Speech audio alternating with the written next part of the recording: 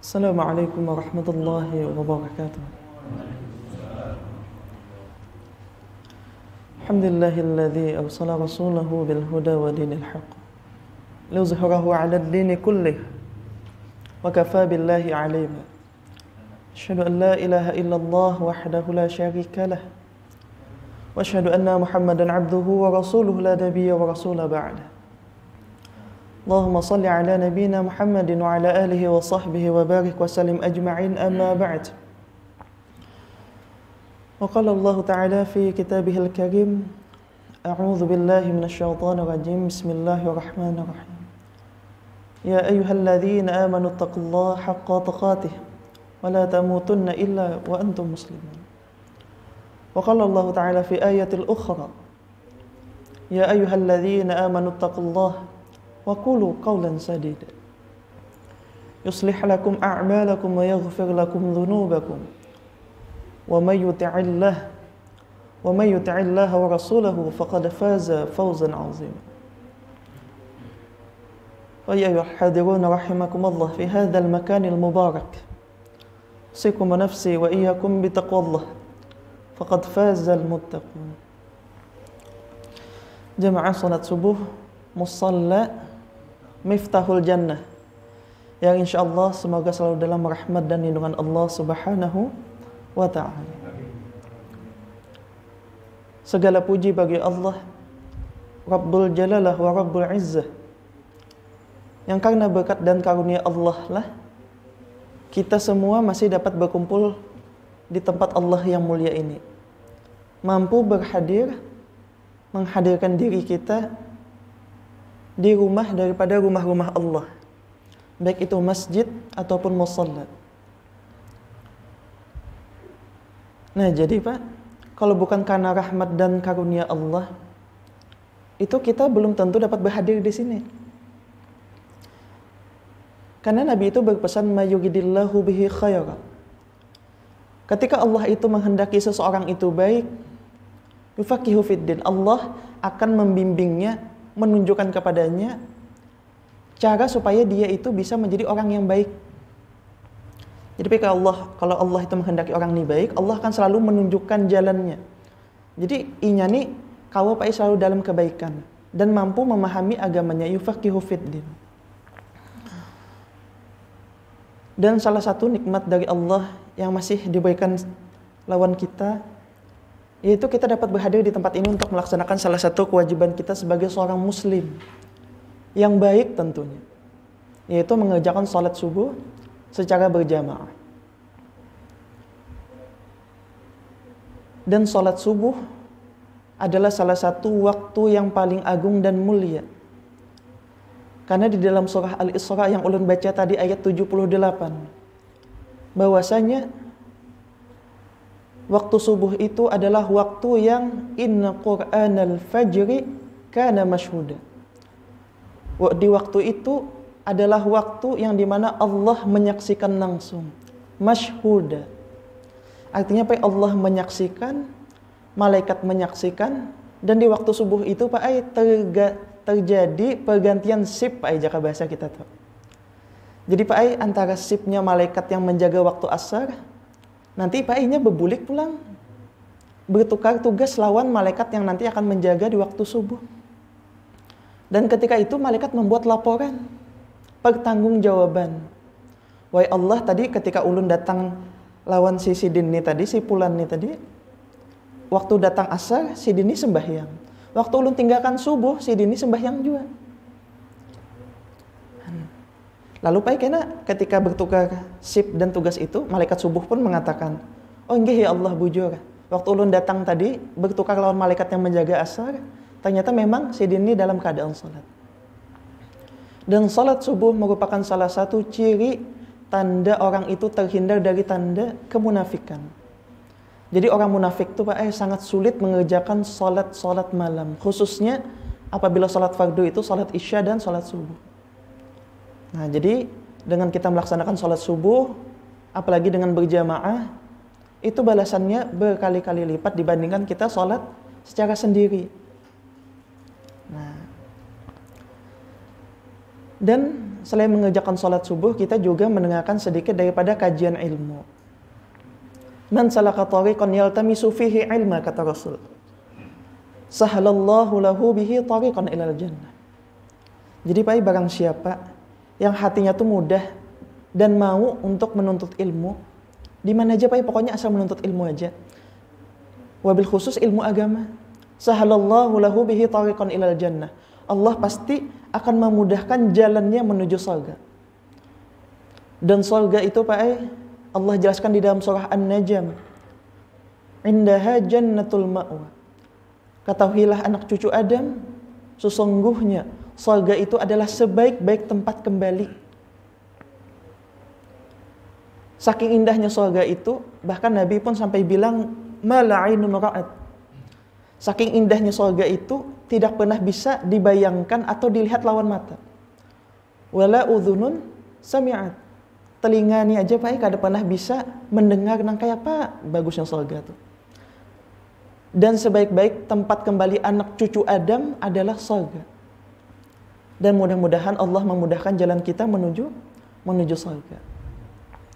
Salat, salawat dan salam semoga selalu tercurah, terlimpah kepada junjungan kita Nabi besar Muhammad sallallahu alaihi wasallam. Yang semoga kita semua yang berada di tempat ini mendapatkan syafaat beliau kelak di yaumul qiyamah. Dan semoga syafaatnya senantiasa terlimpah kepada keluarganya, sahabatnya, pengikutnya yang senantiasa mengamalkan sunnah-sunnah makbulahnya hingga akhir zaman. Jadi Pak, ini kesempatan pertama ulun baru bisa mengisi di sini. Diminta untuk menggantikan pimpinan pondok pesantren wadah ulun Maajar. Nah, jadi harusnya nih subuh nih jadwal sidin nih. Tapi ulun diminta menggantikan karena sidin berhalangan. Jadi alhamdulillah Pak, tadi untung kada tersesat ulun masuk ke dalam sini pakai Google Map tadi. Alhamdulillah ada aja juga kautanya. Nggih. Jaka WiFi Pak kan kada kau dibawa kalau. Nah, jadi pakai kauta tadi alhamdulillah mau aja.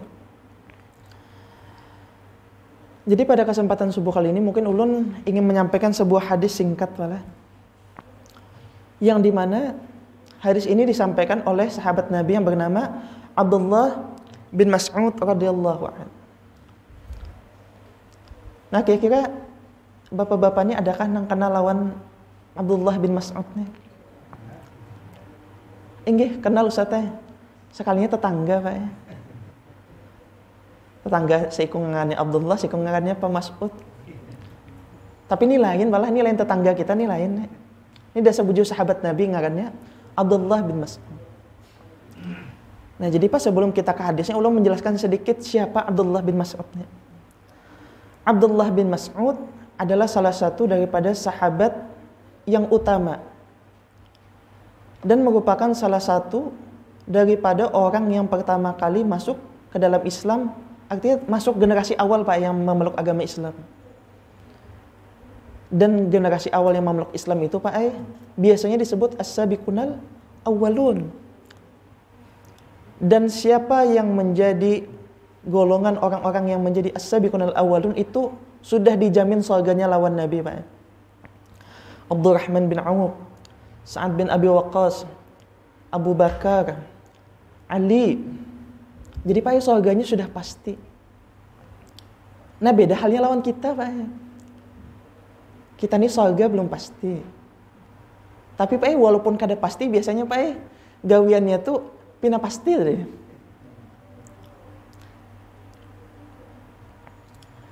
Nah, itu Pak yang pertama. Yang kedua, Abdullah bin Mas'ud itu adalah salah seorang sahabat Nabi yang pandai membaca Al-Quran. Jadi Pak, ketika Nabi itu hendak mendengarkan bacaan Al-Quran, sekalipun sidin itu Pak adalah orang yang mendapatkan wahyu Nabi itu. Tapi Nabi itu terkadang sidin hendak juga mendengarkan bacaan Quran itu dari sahabat-sahabatnya. Banyak Pak sahabat Nabi yang pandai membaca Al-Quran, yang menulis Quran pandai banyak juga. Ada Zaid bin Sabit. Nah, Abdullah bin Mas'ud. Ada juga Abdullah bin Abbas. Tapi Abdullah bin Abbas itu Pak masih halus lagi. Jadi yang tertuha itu Abdullah bin Mas'ud. Cuma Pak Abdullah bin Mas'ud ini Sidin memiliki kekurangan sedikit Pak di fisik Sidin itu. Yaitu diceritakan bahwasanya Abdullah bin Mas'ud itu orangnya Pak kada tinggi Sidinnya. Kada nang tinggi banang orangnya. Lawan juga jaka bahasa kita tuh Pak teganal awak Sidin Pak daripada batis nih nah. Jadi Pak awaknya nih sedang tapi batisnya tuh halus pada awak. Nah, hal itu terjadi ketika beliau sedang memanjat pohon korma. Ketika memanjat pohon korma, Pak Sidin ngarannya orang Arab pasti pakai jubah.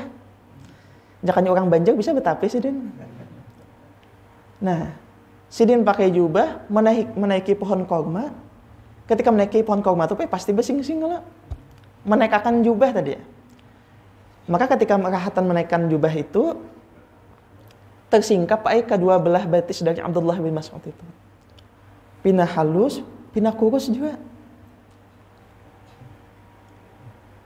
Nah, maka ketika sedang memanjat pohon kurma itu, beberapa sahabat pun melihat kejadian itu dan mentertawakan keadaan fisiknya Abdullah bin Mas'ud itu.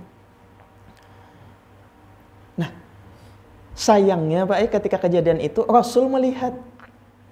Lalu Rasul pun bertanya, apa nang ditawakan? Maka sahabat pun menunjuk kejadian itu sambil menunjuk batisnya Abdullah bin Mas'ud karena masih di atas pohon kurma tadi. Maka Nabi pun membela akan keadaannya Abdullah bin Mas'ud. Ketahuilah oleh kalian kata Nabi, sesungguhnya kedua belah batisnya Abdullah bin Mas'ud itu nanti di hari kiamat ketika ditimbang itu lebih berat daripada Jabal Uhud. Luar biasa Jabal Uhud padahal bandingannya lawan batis Sidin aja. Nah, begitu mulianya seorang sahabat Nabi yang bernama Abdullah bin Mas'ud. Jadi walaupun fisiknya mungkin biasa-biasa aja, tapi kita kada pernah tahu kayak apa orang ini sebenarnya. Dan Abdullah bin Mas'ud itu adalah orang yang pertama kali membaca Al-Quran secara jahar. Jahar itu terang-terangan. Pada saat awal-awal Islam itu masuk ke kota Mekah. Jaka wah ini kita membaca Quran nih, siapa anak mendatangi ya Allah. Malahan wah ini amun anak baca Quran, orang pakai mikrofon juga. Tenang kadidanang mahau ke sana sini. Abdullah bin Mas'ud jaka bahasa kita tuh wani hangit sidine. Datang ke muka Baitullah, ke muka Ka'bah, membacakan Al-Quran keras-keras. Harapannya supaya orang-orang kafir itu yang senantiasa mendustakan Rasul dan Al-Quran itu mengetahui bahwasanya yang disampaikan itu merupakan wahyu Allah. Dibacakan kebetulan baca surah Ar-Rahman. Membaca sudah gancang-gancang, sudah nyang-nyaring. Maka kalau di bangsa Arab itu biasanya memakai suku. Artinya siapa yang sukunya paling kuat, kabilahnya paling banyak orangnya, maka orang itu memiliki perlindungan diri yang lebih baik. Sayangnya Abdullah bin Mas'ud itu dari kalangan suku yang biasa-biasa. Kabilahnya kada banyak juga, jadi otomatis kadidanang melindungi sidine. Tapi wani hangit datang ke muka Ka'bah membacakan surah Al-Quran dengan suara yang lantang dan nyaring. Kada berapa lawas bahasa kita tuh melihat sakratul maut aja lagi Karena tidak lawas setelah kejadian itu datang Abu Jahal. Yang dimana orang-orang kafir Quraisy menggelarinya dengan Abul Hakam. Abahnya, bapaknya kebijaksanaan. Tanpa banyak pandai Abu Jahalnya tadi langsung dihantamnya kepala Abdullah bin Mas'ud itu. Nah, apa kamu gawe di sini? Nah, jaka bahasa kita Maka Abdullah bin Mas'ud pun mengatakan bahwasanya ulunnya hendak membaca Quran aja. Dan ulun hendak membuktikan bahwasanya yang Nabi SAW sampaikan itu merupakan suatu kebenaran. Nah, tapi nanti akan ada hikmahnya daripada peristiwa itu. Karena Abu Jahal itu menzalimi Abdullah bin Mas'ud, maka nanti Abu Jahal itu akan tewas di tangannya Abdullah bin Mas'ud di Perang Badar. Tahun 2 Hijriah. Kebetulan Perang Badar itu jatuhnya 17 Ramadan, berarti hari ini perang 1442 tahun yang lalu. Nah itu sedikit kisah dari Abdullah bin Mas'ud. Nah kita langsung masuk ke dalam hadisnya. Suatu ketika Rasulullah itu sedang mengajar di Masjid Nabawi, nah kayak ini juga Pak ya. Jadi Nabi itu dikelilingi lawan sahabat-sahabatnya. Salah satunya ada Abdullah bin Mas'ud di situ. Maka ketika itu Abdullah bin Mas'ud mengatakan kepada Nabi, bertanya, "Ya Rasulullah, ayul amal ahabbu ilallah." Di redaksi yang lain, "Ya Rasulullah, ayul amali afdal." Ya Rasul, apakah amalan yang paling dicintai di sisi Allah? Nah, ini Pak bukti kecerdasan daripada Abdullah bin Mas'ud. Cerdasnya itu Pak bisa dilihat dari cara bertanyanya itu apa? Kita tahu aja Pak berkatan bahwasanya amal kebaikan, amal soleh itu banyak. Ada salat, ada zakat, ada tahajud, bersedekah, menyantuni anak yatim, berbakti lawan kuitan. Tapi dari sekian banyak amal tuh apa yang paling utama, yang paling Allah cintai? Jadi kita Pak kawan menggawinya secara istiqomah mengerjakannya. Nah, kada kawa dibayangkan Pak coba nang di posisi Abdullah bin Mas'ud tuh Pak kita bisa Pak takonannya kada nang kayak itu. Apalagi Pak ciri khas orang Banjar ini biasanya. Karena Rasulullah itu orang yang tidak pernah ditolak doanya, artinya Pak pasti mustajab. Karena Sayyidin itu maksum, terjaga dari segala kesalahan dan dosa. Abdullah bin Mas'ud bertakonnya kayak itu Pak. Amun kita Pak bisa lain takonan kayak itu. Ya Rasul, kan bisilah amalan sekian ulun sugih bu umuran. Atau Pak, ya Rasul, kan bisilah amalan supaya ulun kada kawa betuha. Anum terus. Nah, itu Pak kita contohnya aja. Tapi Abdullah bin Mas'ud kada. Maka ketika itu Rasulullah pun menjawab. Fakultu, yang pertama kata Rasul adalah as-salatu ala waqtiha. Salatlah engkau di awal waktu, atau as-salatu fi awali waqtiha. Jadi Pak amalan yang paling Allah cintai di sisinya itu adalah salat di awal waktu. Dan kualitas orang mengerjakan salat itu Pak ada 3. Ada yang luar biasa Pak, ada yang standar aja, ada Pak nang cenderung kurang Pak bahasa kita tuh. Yang luar biasa tuh kayak apa? Ketika Allah misalnya memanggil kita subuh tadi jam 5:08. Allahu Akbar, Allahu Akbar. Sebelum 5:08 tuh Pak kita Pak datang sudah ke mushola ke masjid jam 5. Itu Pak luar biasa. Artinya sebelum disuruh datang dahulu. Tapi ada juga Pak yang orang menggawi sholat tuh standar aja. Artinya Pak Allah memanggil jam 5:08, ketika dipanggil baru Pak datang ke sini. Jadi amun kada dikiau orang tuh bisa kada datang ke sini. Nah itu yang standar. Nah yang nang payah nih Pak nang nomor 3 ini tadi. Allah memanggil jam 5:08, si Sidin tadi datang lawan Allah jam 7:08. Jadi luar biasa benar Sidin ini Pak.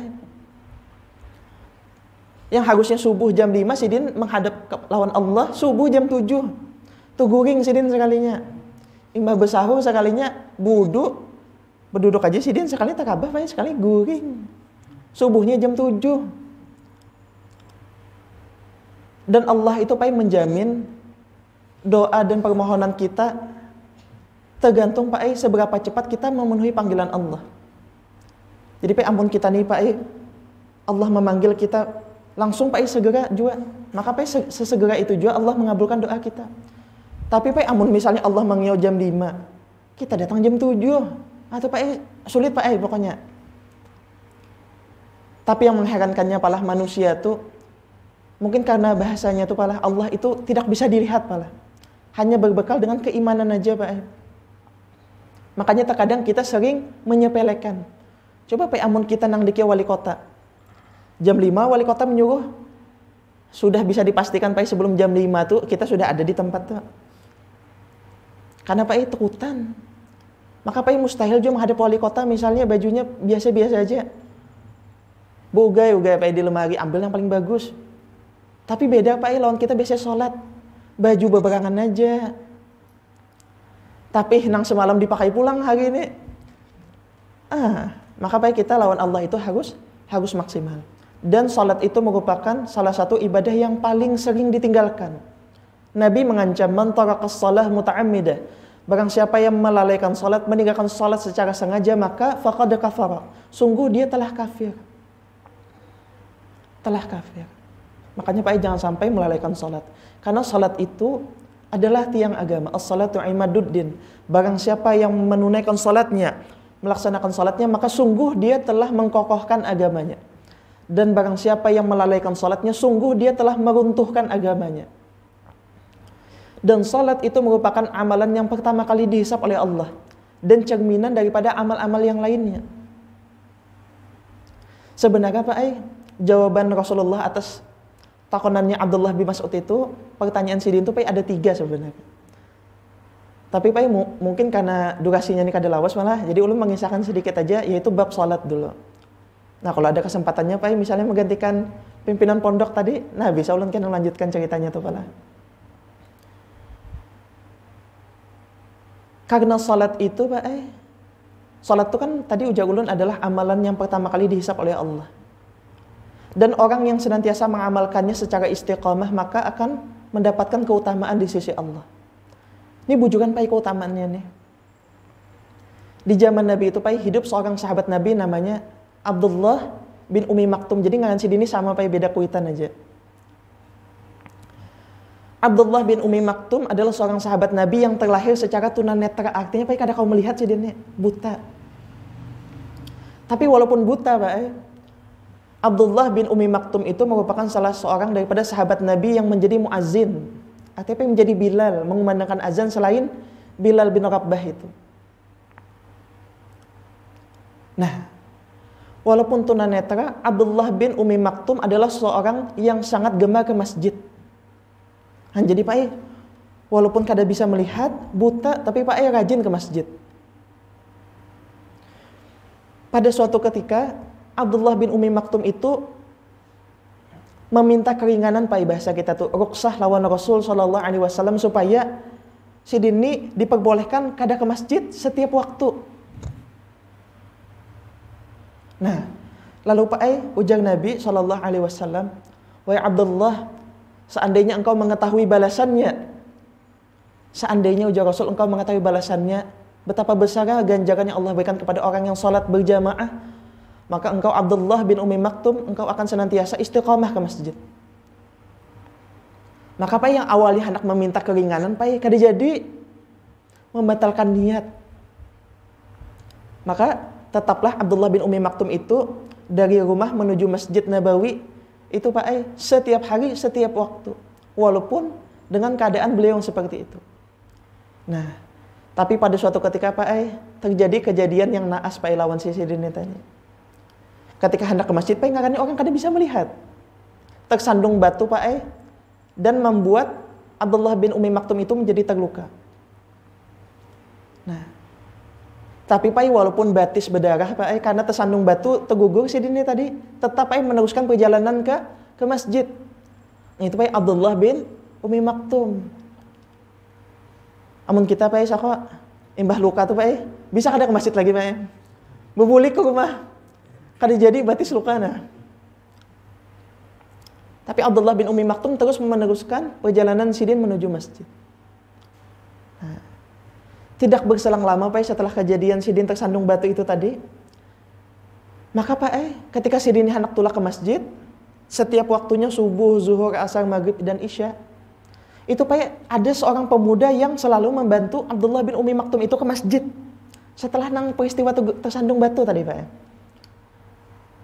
Pemudanya nih Pak kada dikenal, bepandai kada jua, tapi Pak senantiasa membantu Abdullah bin Umi Maktum ke masjid. Subuh Pak diantarakan Pak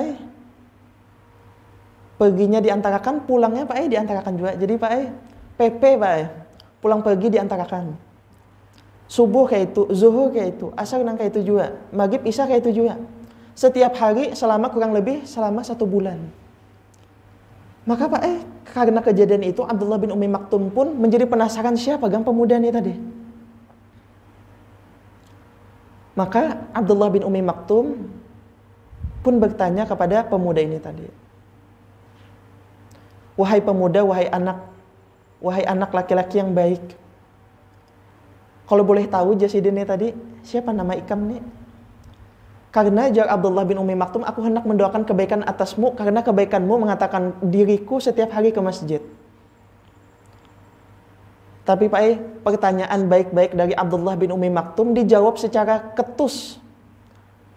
Jutek aja Pak jawaban si pemuda ini tadi. Tapi kada usah tahu gen ulun ini siapa. Kada usah jawab yang mendoakan ulun ini kada usah gen. Jadi Pak orang bertakon baik-baik Pak si dini pindah menggas-gas. Nah, lalu Abdullah bin Ummi Maktum makin bingung Pak. Sudah kada hendak menyambat diri ini siapa, mengenalkan diri kada jua, ngaran kada tahu jua, didoakan kada hakun. Maka Pak, ketika rahatan beliau itu sedang bingung itu, maka pemuda itu pun mengatakan hal yang sebenarnya. Wahai Abdullah bin Ummi Maktum, sesungguhnya aku ini adalah iblis. Oh jadi Pak ketemu si dini lawan iblis Pak. Tapi menyerupai seorang pemuda yang setiap hari istiqomah mengantarkan Abdullah bin Ummi Maktum itu ke masjid. Jadi Pak Abdullah bin Ummi Maktum bingungnya jadi dua kali Pak. Sudah bingung kada tahu lawan si pemuda ini tadi, sekali bepadah iblis pulang. Maka ketika sedang bingung itu lagi Pak pemuda ini pun mengatakan hal yang sebenarnya. Ya Abdullah bin Ummi Maktum, ya Abdullah bin Ummi Maktum, tidak ingatkah engkau peristiwa ketika engkau itu tersandung batu? Lalu Pang Jasidin kenapa? Dasar ada Pang tersandung batu sebulan yang lalu. Nah, ketika engkau tersandung batu itu dan engkau terus meneruskan perjalananmu ke masjid, maka di saat itu para malaikat di atas langit membanggakan namamu di hadapan Allah. Oh jadi Pak ketika tersandung batu tuh Pak menagusakan juga si dini tetap tadi. Sekali Pak malaikat begitu membanggakan nama Abdullah bin Ummi Maktum itu di hadapan Allah. Dan jar iblis sayangnya ketika itu Allah langsung menghapuskan setengah daripada dosamu. Gagal ikam tersandung tuh tadi setengah dosa. Jaka bahasa kita Pak 60 tahun Pak Allah memberikan kita kehidupan, 30 tahun Pak sudah Allah hapuskan Pak karena peristiwa itu tadi. Jadi aja iblis dosa pian ini tinggal setengah aja lagi. Amun sampai pian ini tersandung pulang, tergugur pulang habis dosa nih. Jadi menurut ulun nih ja iblis nih. Kadang kalau dibiarkan lagi pian ini tersandung-sandung nih. Harus dibantu aja sudah ke masjid. Amun tersandung pulang kira habis dosa. Jadi hakun iblis itu mengantarkan Abdullah bin Ummi Maktum saben hari. Setiap waktu supaya Abdullah bin Ummi Maktum ini terhindar daripada batu yang menyebabkan si dini akan tersandung. Dari hikmah itu apa yang bisa kita ambil kesimpulan bahwasanya salat itu merupakan sebuah kewajiban yang senantiasa melekat kepada seorang muslim. Dan seorang muslim yang baik jangan sampai melalaikan salat. Kita harus bisa mengambil ibrah dan hikmah daripada peristiwa Abdullah bin Ummi Maktum. Sekalipun beliau itu tunanetra tidak bisa melihat, tidak menghalangi niat beliau dan keistiqomahan beliau dalam salat berjamaah ke masjid. Dan sebagai penutup Pak kalau Abdullah bin Ummi Maktum bisa, kenapa kita tidak bisa? Mudah-mudahan yang sedikit ini bermanfaat. Hadanallah wa iyyakum ajma'in. Subhanakallahumma wa bihamdika asyhadu an la ilaha illa anta astaghfiruka wa atubu ilaik. Assalamualaikum warahmatullahi wabarakatuh.